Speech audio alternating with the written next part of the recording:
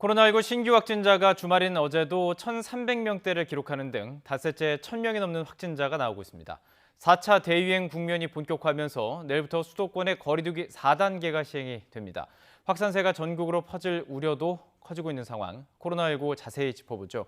이재갑 한림대 강남성심병원 감염내과 교수, 또 최영일 시사평론가 모셨습니다. 안녕하십니까? 네, 안녕하세요. 예, 사흘째 1,300명대 확진자가 계속 나오고 있습니다. 네. 이 추세가 생소하다? 네. 이 정도면 참 심각하다. 어떻게 평가하십니까? 뭐 다들 시민 모두 깜짝 놀라신 것 같습니다. 네. 사실은 이제 내일부터 4단계가 수도권에 적용되고 2주 동안 진행이 됩니다만 사실은 이번 주말에 두 가지 양상이 있어요. 하나는 조금 젊은 층을 중심으로 제가 직접 이제 그냥 동네에서 보면 예. 그 외식 먹자골목 같은 쪽에 사람이 좀 많이 몰렸어요. 저녁에. 예. 그리고 호프 같은 쪽에 사람들이 많고 마지막 불토다 이런 이야기를 하더라고요. 예. 그러니까 이제 2주 동안은 뭐 거의 봉쇄 수준으로 해지면 못 나간다고 생각해야 되니까 이 친구들 만나고 이제 그런 모습이 눈에 띄었지만 예. 이미 지난 주 중에 1,000명 이상을 찍은 숫자를 보는 순간 네. 놀란 시민들은 이미 외출을 자제하기 시작한 것 같습니다. 예. 대부분은 썰렁한 느낌이었거든요. 그래서 이번 주말부터 좀 적용하는 것이 옳지 않았겠냐 하는 이제 전문가들 이야기도 있었는데요. 예. 당국 입장에서는 이게 또 업소에 바로 이게 제재가 들어가는 것이기 때문에 예. 원 스트라이크 아웃제에다가 준비할 과태료도 시간을 들어가고 주고, 예. 그렇기 때문에 준비할 시간을 그래도 한 금요일 발표했기 때문에 준비할 네. 시간은 이틀밖에 없었다고 봐야겠습니다. 예. 자, 지금 1,300명대 지금 주말임에도 불구하고 사실 주말일 때는 좀 몇 퍼센트 정도 줄어들음에도 불구하고 지금 1,300명대가 나왔다. 그렇다면 여전히 이것은 올라가고 있다 이렇게 판단할 수 있을까요? 예, 뭐 그렇게 당연히 판단할 수밖에 없고요. 아마 네. 지난주도 기억하시겠지만 700명대가 지난 3차 유행 이후에 그렇죠. 처음으로 이제 700명대를 찍고 나서 그제 화요일, 수요일 넘어가면서 1,200명대, 1,300명대 바로 넘어섰잖아요. 그래서 아마도 주 초까지는 아마도 확진자의 숫자는 늘어날 거라 예상을 하고 있고요. 다만 이제 지난주부터 방역을 강화하겠다고 이제 정부가 발표를 했고 시민들도 이제 확진자 늘어나는 것에 대해서 일단 경각심을 가지면서 예. 일단은 그런 효과가 나타나기 시작하는 상황이 되어야 아마 이제 꺾일 수 있을 것 같은데 빨라야 이번 주말 또는 다음 주는 넘어야지 아마 확산세가 좀 꺾일 수 있는 이제 그런 상황이 될 수 있을지 여부를 이제 판단할 수 있어서 예. 일단은 이번 주 중반까지는 계속해서 확진자가 늘어날 가능성이 높다라고 생각을 하고 있습니다. 예. 그러니까 집에서 시청자 여러분들께서 눈으로 확인하는 수치는 현재의 모습이 아니라 이제 과거에 있었던 것들이 수치로 드러나는 것입니다. 그리고 이제 효과가 드러나는 것도 그만큼 시간이 걸린다는 얘기인데요. 그렇기 때문에 방역 당국 상당히 긴장하고 있습니다. 방역 당국에서는 이 상태가 확산이 된다면 최악의 상황까지 우려하지 않을 수 없다 이렇게 얘기했는데요. 이 발표 함께 들어보시죠. 유행의 진전에 따라서 좀 더 재생산 속도는 빨라지는 경향이기 때문에 이럴 경우에 악화된 시나리오에서는 이제 7월 말에 2,100여 명도 가능하다 이렇게 분석했다 말씀드릴 수 있겠습니다. 2,100여 명이라는 수치가 왜 최악이라고 얘기하는 걸까요? 네, 뭐 대응을 해야 되는 이제 당국의 입장에서는 시나리오를 항상 두 개로 잡아야 되는 거죠. 네. 최악의 경우와 최상의 경우를 잡아야 되는데 네네. 지금 이제 수학적 모델링에 의한 겁니다. 지금 이제 나와 있는 게 오늘 과학을 또 잘하시네요. 네, 예. 공대 출신이라 네. 숫자를 보면요. 1,424명인데 아까 이재갑 교수님 말씀하셨지만 이게 일주일 전 수치가 가는데 먼저 역학조사상으로는 감염 경로를 확인할 수 없는 경우가 30%에 육박하니까 뚫려 있는 부분이 있고요. 네네. 그리고 우리가 항상 따지는 R값, 감염 재생산 지수가 이제 1.2를 넘어서 1.3을 넘었더라고요. 그럼 한 명이 감염시킬 수 있는 확산은 높아져 있고 여기에 지금 모델링이 어떻게 들어가는지 모르겠지만 네. 지금 델타 변이가 적어도 앞으로 우세종이 돼나가는 과정에 지금 있다면 이제 감염력도 높아졌다라고 예. 하는 얘기가 나오는 거죠. 네네. 알파가 기존에 이제 우리가 G형보다 1.6배 높아졌다 얘기했는데 알파보다 델타는 1.6배가 더 높다니까 네. 상당한 감염력으로 저는 이 감염력에 의한 확산 속도 이 문제가 좀 심각하다고 보고요. 네네. 이런 값들을 다 수학적 모델링에 넣었을 때 예. 지금 추세로 방치된다면 앞으로 한 2주 후에는 예. 2,100명까지 올라가는 게 최악의 시나리오고 네. 정은경 질병청장이 발표할 때 우리가 최선의 방역 대책으로 시민 참여를 통해서 이걸 이뤄나간다면 9월 말에는 200명대까지 내릴 수 있다. 예. 그 올라가는 거는 좀 속도가 빨라요. 네. 낮추는 속도는 좀 시간이 걸린다는 걸 우리가 감안하면서 네. 인내력을 가져야 할 것 같습니다. 2,100명이라는 수치가 최악이라는 얘기를 했을 때는 어떤 대응 그 능력이 있잖아요. 특히 이제 치료를 해야 하고 뭐 격리를 해야 되고 이런 능력에 있어서 특히 이제 중증 환자를 치료하는 데 있어서의 어떤 능력이 좀 넘어서는 수준인가요? 일단 정부 차원에서 이제 작년 3차 유행을 거치고 나서 네. 그러니까 어떤 계획을 세웠냐면 우리나라가 이제 확진자가 2,000명 수준이 됐을 때 정도까지는 의료 체계가 버틸 수 있게 하는 수준 정도로 지금 이제 의료 체계가 돌아가고 있는 이게 상황이거든요. 정말 그 쉽게 말하면 마제노선이군요. 예, 맞습니다. 그래서 일단 2,000명이 됐을 때 상황인데 다만 여기서 한 가지 조금 이제 나아진 측면이라면 60대 이상 특히 고위험군이어서 이제 중증화 잘 되는 연령대에 대해 적어도 1차 접종을 마친 비율이 좀 높아져 있기 때문에 그나마 다행인 거는 중증 환자의 발생은 아직까지 많이 늘어나고 있지 않은 거는 그나마 다행이기는 한데 다만 2,000명이 경증이나 중등증 환자가 2,000명이 되더라도 이미 수도권 같은 경우에 생활치료센터의 75%, 그다음에 일반 이제 일반 환자 중등도의 환자가 입원하는 일반 코로나 병실 같은 경우는 75%가 이미 차 있는 상황이기 때문에 네. 2,000명까지 올라간 상황에서 상당 기간 끌게 되면 일단 일반 환자들이 입소하거나 입원할 수 있는 시설이 부족한 상황이 닥칠 수 있습니다. 예. 그래서 2,000명이 피크여야 되고 2,000명보다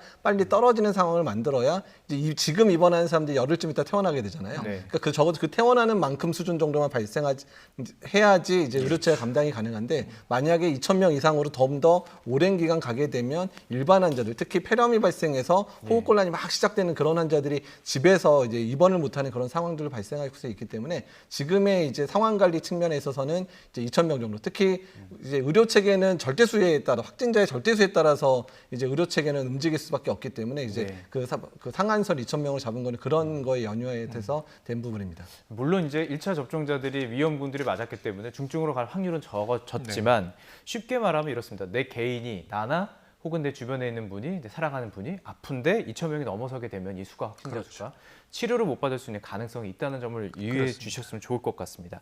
자, 이런 상황이기 때문에 수도권 지역에서는 내일부터 이제 고강도 거리두기가 시행이 되죠. 이 내용도 저희가 준비를 해봤습니다. 발표 내용 함께 듣고 어떤 내용인지 저희가 자세히 또 분석해드리도록 하겠습니다. 정부는 수도권 지역에 대하여 7월 12일 월요일부터 2주간 새로운 거리두기의 최종 단계인 4단계를 적용하기로 결정했습니다. 거리두기 개편한 4단계는 대유행에 대응하기 위한 가장 강력한 단계입니다. 이는 각종 모임 등 사람들 간의 접촉을 줄이고 필수적인 일이 아니면 집에 머물러 주실 것을 요청하는 단계입니다. 그렇습니다. 4단계. 그러니까 지금 최고 수예요. 저희 네. 발표될 때 벌써? 라는 생각이 좀 그렇죠. 들었습니다. 왜냐하면 이게 뭐 지금 접종률도 좀 높고 하니까 네. 조금씩 가지 않을까라는 생각도 됐는데 그만큼 지금 상황이 심각하다는 거예요. 일주일 예. 전으로 돌이켜보면 예. 이럴 리는 없다 이런 생각을 저희가 할 수밖에 없어요. 예. 말씀하신 대로 주말에는 300명대를 보다가 네. 주중에 많으면 500명대를 봤는데 아까 이재갑 교수님 말씀처럼 예. 700명대에서 1200, 1300으로 뛰어 올라왔거든요. 그러니까 지금 상황이 완전히 바뀐 겁니다. 한 주 사이에. 네. 그러니까 이만큼 이제 확산 속도는 빠르고 예. 방역당국 입장에서 훨씬 심각하고 예. 그래서 4단계로 올리는 조치도 원래 주말 발표 예정이었다가 금요일로 앞당긴 것이죠. 네. 네. 그래서 내일부터 시행을 하는 겁니다. 내용을 좀 설명해 주세요. 2주 동안 내용을 보시면은 가장 크게 달라진 건 아까 권고라는 표현을 썼지만 우리나라는 봉쇄를 한 적이 없습니다. 락다운 한 적은 없고 예. 이동 제한 한 적은 없지만 사실상 저녁 6시 이후 뭐 일몰 이후에는 좀 외출을 강하게 자제해달라는 겁니다. 그러니까 이제 2명은 업소에 모일 수 있어요. 네. 또 이제 이 식당이나 카페 영업 시간은 기존과 똑같아요. 10시까지. 같은 집에 사는 부부만 네. 가라 이런 의미인가 봐요. 뭐 부부든지 아니면 같은 집에 살지 않아도 뭐 네. 이제 친구들이 만날 수는 있겠습니다만, 단둘이요? 네. 예. 다만 동거 가족의 경우엔 2명 이상이 외식을 할 수는 있습니다. 예. 그러니까 예를 들면 엄마 아빠가 있는데 아이들을 놔두고 밥 먹으러 갈 수는 없잖아요. 그렇죠. 다만 한 주소지에 사는 동거 가족, 네. 직계 가족하고 다른 겁니다. 네. 부모 자식이어도 주소지가 다르면 안 되는 거고요. 예. 동거 가족만 된다. 그리고 또 한 가지는 이 제일 중요한 대목이 이제 이 종교 행사. 오늘까지는 괜찮겠습니다만 다음 주부터는 전면 비대면입니다. 네. 그러니까 이제 오프라인 종교 집회는 전면 당분간 비대면. 2주간 없는 거고요. 스포츠 경기는 무관중입니다. 예. 그리고 유흥업소는 아예 집합이 금지입니다. 네. 10시 이후에는 테이크아웃만 되시는 거고 네네. 이거 명심하셔서 낮에는 4명까지 되지만 저는 6시가 굉장히 중요한 시간이에요. 이게 참 네. 만약에 3명, 4명이 모여 있다면 네. 흩어져야 되는 건가요? 흩어져야 되죠. 두 명만 남고 돌아가야 되고요. 심지어는 이거 굉장히 많이 물어보시던데 자 오후에 골프 치러 갔는데 4명이 예. 6시가 됐다. 조금 더 치면 끝나는데 그거 좀 허용 안 되느냐? 안 되는 겁니다. 예. 어떤 곳에도 2명만 남고 동거 가족 이외에는 이제 가야 되고요. 또 한 가지 예외가 있는데 이 아이를 돌보는 돌보미 역할을 네. 조부모나 외조부모가 하시는 경우에는 예. 그때는 6시 이후에 아이를 돌보는 역할로 예.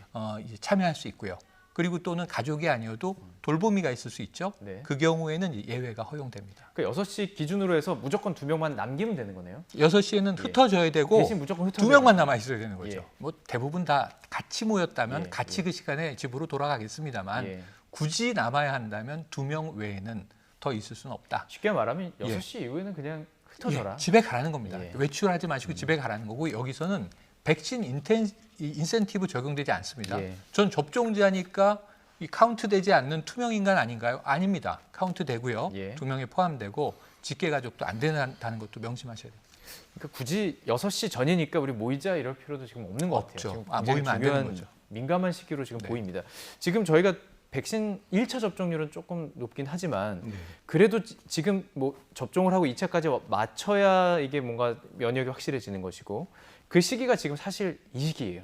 이제 55세, 59세도 곧 맞을 것이고 그러니까 지금 이 기간 딱 2주가 굉장히 중요한 시점이라고 볼 수 있지 않을까요? 그러니까 사실 정말 이제 중요하고 사실 네. 제일 위험한 시기이기도 위험한 했었습니다. 시기. 왜냐하면 네.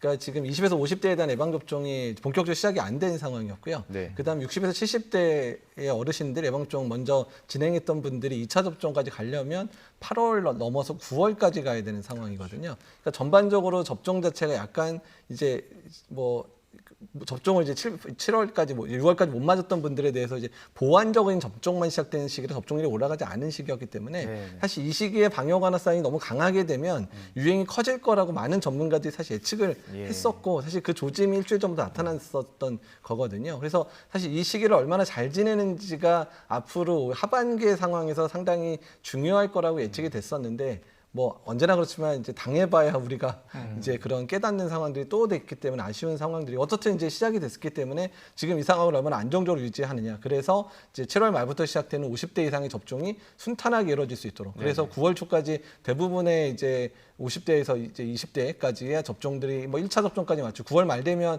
전원 20에서 50대에서 맞기로 했던 분들 접종 2차까지 다 맞춰지게 되거든요. 그래서 9월 말 정도까지 얼마나 안정적으로 상황을 유지하는지가 이후의 하반기 상황에 있어서 다른 국가들처럼 우리가 이제 출구 전략이라 그러죠. 그러니까 조금 더 좀 나은 상황 속에서 코로나19에 대한 부분들에 대해서 사회 체제라든지 의료 체계를 정비할 수 있는 그런 기회를 만들어야 되는 시기가 될 수 있습니다. 자, 그렇다면은 지금 이제 이 거리두기가 적용되는 효과가 나타나기 이전까지 수치가 사실은 이거는 어떻게 될지 모르는 거잖아요. 네, 이게 맞습니다. 만약 그 사이에 2, 3천 명까지 올라가게 된다면 상당히 위험할 수도 있고 지금 그런 기간이네요. 네, 그렇습니다. 지금 예. 이제 수치가 막 올라가고 있는 상황인데 그 피크를 어디서 우리가 끊느냐가 네. 의료 체계에 대한 부담이 커질 거냐, 또한 유행이 얼마나 오래 갈 건지를 결정을 하거든요. 작년에 2차 유행이 피크가 400명밖에 안 됐는데 완화가 가능했던 시점이 거의 9월 달 넘어서 거의 2달이 지나가지고 완화가 가능했었던 시점이었고요. 3차 유행만 하더라도 12월부터 악화가 되기 시작했는데 본격적으로 숫자가 떨어지고 완화된 게 3월 달이나 돼서 됐기 때문에 2, 3개월 이상의 유행파가 계속 진행될 수 있는 상황들이 되거든요. 근데 네. 다만 지금 저희가 이제 3차 유행 때하고 좀 다른 상황은 일단은 이제 뭐 요양원이나 요양병원 같은 아주 취약 시설에서의 집단 발병 사례 많이 발생을 하고 있지 않은 측면들, 네. 60대 이상에서의 중증 환자가 많이 발생하지는 않기 때문에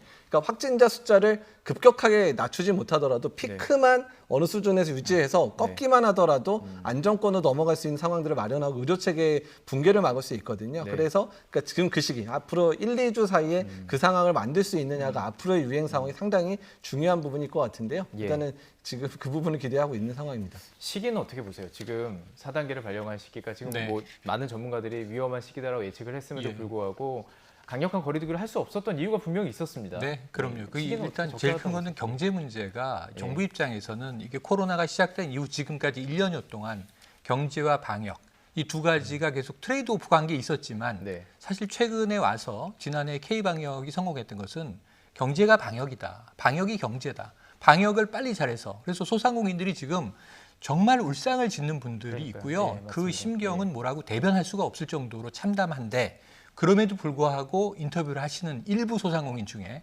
차라리 이럴 거면 빨리 막아서 정말 2주 후에는 우리가 수치 낮추고 다시 돌아올 수 다시 있게. 7월 초에는 원래 좀 완화된 거리두기를 이분들은 기대했었던 거 아닙니까? 예. 우리도 좀 6명은 모일 수 있겠네. 7월 중순 이후에는 8명이 모일 수 있겠네라는 생각인데 네. 이 2명이 돼버린 거예요. 완전 역전해버린 거죠. 네. 그러니까 소상공인은 이 자체가 생기기 때문에 큰 충격을 받을 수밖에 없지만 네. 그래서 2주 동안 빨리 이걸 꺾어보자라고 하는 것에 네. 그래서 이제 방법은 하나밖에 없습니다. 그러니까 이재학 교수님 말씀하셨지만 당국은 상당히 신중하고 좀 건조하게 이야기를 하지만 네. 한마디로 말씀드리면 2주 동안은 접촉을 최대한 자제해달라는 얘기예요. 접촉을 통해서 퍼지는 거니까 네. 접촉하지 마십시오라는 얘기거든요. 예. 그러니까 사실은 뭐 우리가 정말 혼밥하고 또 혼자 일하고 재택하고 예. 그리고 사람들을 만나는 일을 필수적인 일 외에는 줄여달라는 권고에 따라야만 예. 이게 이제 지금 분기점인데 네. 경로가 아래로 가는 것이지 그렇지 않으면 소상공인은 2주 이후에 네. 이 일이 계속 이제 상향으로 간다면 네. 몇 달 더 고생을 하셔야 될지 알 수가 없거든요. 네네. 그런 의미에서는 우리가 이제 상인들을 비롯해서 시민 모두 함께 좀 우리가 스스로 억제하고 네. 2주를 어떻게 견뎌내느냐가 완전히 다른 경로로 가는 분기점이 될 것 같습니다. 또 이 시기가 여름방학이랑 맞물려 있고 여름방학이 끝나면 2학기 이제 전면 등교를 그렇죠. 하겠다. 물론 이제 유동성이 있습니다. 네. 좀 걱정인 부분들이 있어요. 왜냐하면 아이들은 백신을 못 맞잖아요. 네. 예, 이거 어떻게 그러면은 내가 내 아이를 지키기 위해서 어떻게 해야 되나요? 그러니까 일단 이제 2학기 등교 수업을 만약에 계획을 네. 한다면 뭐 전제 조건들이 있습니다. 일단은 유행 상황이 안정이 돼야 되거든요.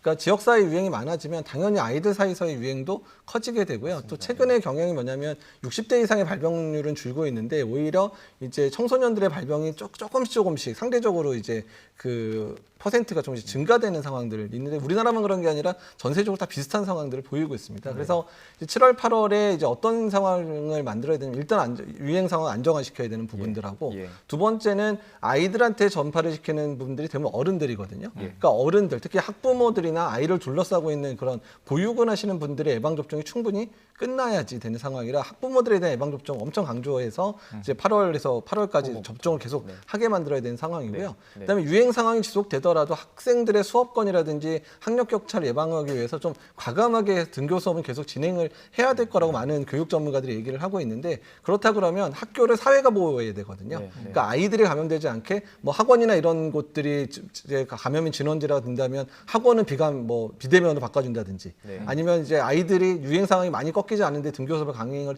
해야 되는 상황이라 그러면 아이들이 감염에 운상이 되고 있는 그런 뭐 PC방이나 온라인에서는 뭐 학생들은 이제 출입을 일시적으로 좀 차단한다든지 이런 노력을 통해서 사회가 학교를 보호해서 학교가 정상적으로 운영될 수 있도록 준비를 해주는 게 앞으로 7월, 8월의 과제가 될 것 같습니다. 지금 20, 30대 백신을 좀 당기자라는 얘기가 있지만 40, 50대도 당길 필요가 좀 있어 보이네요. 아이들을 좀 보호하기 위해서요. 뭐 이렇게 전체적으로 필요가 당겨야 할 있을지. 필요가 있는데 이게 수급 상황은 이제 정해져 있기 때문에 네. 갑자기 당겨봐야 크게 이제 효과 있는 이제 어떤 스케줄을 앞당기는 효과는 적을 것 같고 오히려 지금 말씀하신 학교 상황에서 네. 여름 방학에 학부모들이 대부분 문제를 제기하는 게 지금 하나 발생했어요. 학교는 지금 고3도 비대면, 예. 지금 이제 가면 접촉하면 안 되니까 최대한 비대면으로 학습하라. 지난해 상황으로 돌아갔는데 방학이 되면 학원으로 몰릴 텐데 학원은 밤 10시까지 하거든요. 예. 학생들이 갑니다. 네. 그러니까 학생들은 모여 있게 되지만 이들은 2인, 4인, 6인에 해당되는 게 아니라 혼자 학원을 간 건데 가면 집합 상황이 되는 거죠. 그렇습니다. 학원은 지금 어떻게 하고 있냐면 거리두기가 좀 엄격해졌기 때문에 한 학급에 만약에 뭐 30명이 들어갔다. 그럼 이걸 2배로 2분의 1로 쪼개서 네. 자, 현장 강의를 15명만 듣고 여학생만 듣고 남학생은 다른 강의실에서 라이브로 강의를 들으세요. 하고 거리두기를 지금 하고 있거든요. 네. 그런데 문제는 아까 말씀하신 학습 격차에서 예. 학교를 못 가고 비대면으로 수업하는 고3과 지금 이제 이 학원에서 밤 10시까지 공부를 해야 하는 뭐 재수생 이후 네, 네. 수험생들의 격차가 벌어지지 않겠는가 하는 걱정이 있는데 네. 이 문제를 하나는 방역 차원에서 하나는 학습 격차를 이 형평성을 맞추는 차원에서 예. 좀 조절의 여지가 있는 불만들이 나오기 시작하네요. 참 힘든 결정들이 지금 이어지고 있습니다. 자, 그리고 지금 한 가지 변수가 델타 변인데요. 그 일부 전문가들은 지금 이렇게 확산세가 높이 올라가는 것은 델타 변이가 상당히 많이 퍼져 있기 때문이다 이런 물론 과학적인 아직 밝혀지진 않았지만 이런 분석 내놓고 계세요. 동의하시는지? 일단 델타 변이의 그런 이제 전체 확진자 수의 퍼센트가 이제 점진적으로 계속 올라가는 상황들이고요. 네. 아마도 뭐 지금 델타 변이 발표된 건 전주 자료들이 이제 그 검사 결과 나온 일주일 전 자료로서 아마 이번 주 들어서 뭐 20-30%가 넘는 것 같다는 얘기도 나오고 있고 지금 추세라 그러면 일주일 간격으로 계속해서 올라가서 한 달 이내에 우리나라 내에서의 델타 변이가 전체 환자의 거의 대부분을 차지할 수 있을 정도의 상황이 될 것 같습니다. 그러니까 유행 상황 자체가 처음 시작은 사실 델타 변이 때문에 악화된 건 아니지만 네. 유행을 촉진하는 역할들을 델타 변이가 할 수도 있겠는데 다만 델타 변이라고 하더라도 사람들이 안 만나고 접촉을 안 하면 당연히 전파가 될 수 없는 상황이 되기 때문에 일단 지금의 사회적 거리두기 단계를 강화한 것들을 통해서 델타 변이 확산도 막아야 되고 또한 델타 변이의 그런 퍼센트가 올라가는 것도 막아야 되는 상황이라고 생각하시면 될 것 같습니다. 델타 변이가 무서운 이유가 분명히 있을 것 같아요. 이게 전파력이 강한 거 외에 또 있을까요? 지금 일단은 전파력 문제인데 이 세계 지금 이제 이 얼만큼 이 코로나19가 등장한 이후에 여러 변이가 나왔습니다. 지난해만 해도 저희가 뭐 S형, V형, G형, GR, GH 그리고 지금 나온 게 알파 델타, 네. 알파 베타, 감마 델타인데 예. 지금 알파가 영국 변이가 빠르다. 치명률은 괜찮은데 백신에 의한 방어도 되는데 감염력이 강한 게 문제다라고 했다가 지금 알파는 거의 얘기가 없습니다. 델타로 다 전환됐고 영국 자체도 델타가 유행이고요. 유럽도 델타. 미국은 이미 한 달 후에 델타가 지배종이 될 것이다라고 3주 전에 얘기했으니까 지금 지배종일 거예요. 네. 근데 우리나라 방역 당국이 일주일 전에 똑같은 얘기를 했습니다. 이 상황이면 8월이면 델타 변이가 우리나라의 우세종이 될 것이다. 예. 지금 그렇게 흘러가고 있는 양상인 거죠. 예. 그래서 델타 변이의 이제 연구가 더 다양하게 나와서 예. 이 치명률의 문제라든가 네. 또 다른 문제 무엇보다도 우리가 지금 쓰고 있는 백신에 네. 이 면역 효과가 어느 정도냐, 뭐 3차 부스터샷이 정말 필요한 거냐 예. 이런 좀 정교한 이제 연구 결과가 나오길 기대하는데 아직 불확실성이 큰 거예요. 예, 한 가지는 지금 좀 특이한 게 이재갑 교수님이 나오셔서 제가 여쭤보려고 그랬는데 네, 여쭤보십시오. 증상이 다르다 지금 이런 얘기가 예, 지금 나왔단 말이에요. 안 그래도 제가 다음 주에 아, 그렇습니까? 예. 그래서 정말 그럼 지금 기존에는 우리가 모두 다 발열 체크를 기준으로 출입을 하면서 네네. 열을 우선 기준으로 그 외에 오한이라든가 예. 뭐 구토, 이 여러 가지 근육통, 다른 예, 증상, 예. 근육통 얘기하고 있는데 이건 열보다는 오히려 두통으로 시작되는 경향이 있다라는 콧물도 좀 있다고. 예, 하고. 이- 예. 그러니까 이제 독감과 감기의 차이 정도로 다르다. 이렇게 얘기가 나와서 네.